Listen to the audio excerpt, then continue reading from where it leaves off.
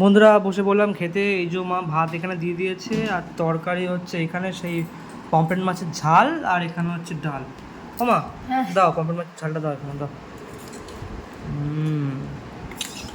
দাও। আহা আহা, বেশ বেশ বেশ বেশ, রাত দিও না। বাহ, কত সুন্দর লাগছে দেখতে একদম থালাটা, একদম পুরো একদম পমফ্রেট মাছের ঝাল, এবং আলু দিয়ে টমেটো দিয়ে। এটা কালো কালো কী মানে এটা? কালো জিরে, কালো জিরে, পেঁয়াজ টমেটো কালো জিরে। পেঁয়াজ টমেটো কালো জিরে। বাহ, এই ভাতটা নিয়ে এখান থেকে তরকারিটা নিয়ে, উফ কি গরম! সবে কড়াই থেকে নামিয়েছে আর এত গরম।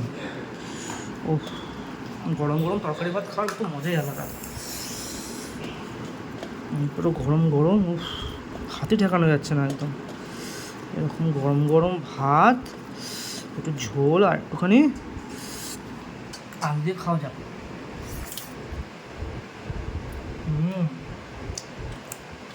বেশ ভালো হয়েছে গো মা। হ্যাঁ। ঠিক, এখান থেকে দা একটু খেয়ে নিই। এখান থেকে একটু মাছ ভেঙে নিলাম। এই দেখো মাছটা, পুরো ফ্রেশ মাছ, কি সুন্দর একদম। পুরো ভাতের সাথে মাখিয়ে নিলাম মাছটা। মাখিয়ে ঠিক কীভাবে খেতে হবে।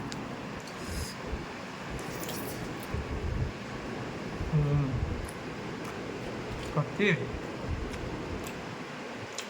মাছটা এত ভালো হয়েছে, লাজবাব। আমার ডাল দাও, আর ডাল দিয়ে না খেলে হচ্ছে না। ডাল, বেশ বেশ বেশ, পুরোটা দিও না। এই ডাল দিয়ে ভালো করে ভাতটা মাখিয়ে এখান থেকে একটু আলু নিয়ে নেবো। আলু নিয়ে এরকমভাবে খেতে বেশ বেশ মজাই লাগে। মানে আলুর তরকারি, ডাল আর ভাত একসাথে নিয়ে পুরো একটা যেন ঘ্যাট তৈরি হয়ে যায়।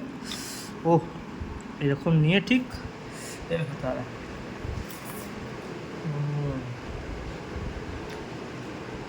এটা আবার একটা আলাদা স্বাদ।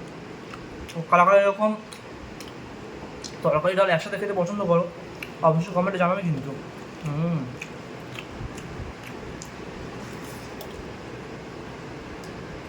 অনবদ্য। তো এখনকার মতো টাটা।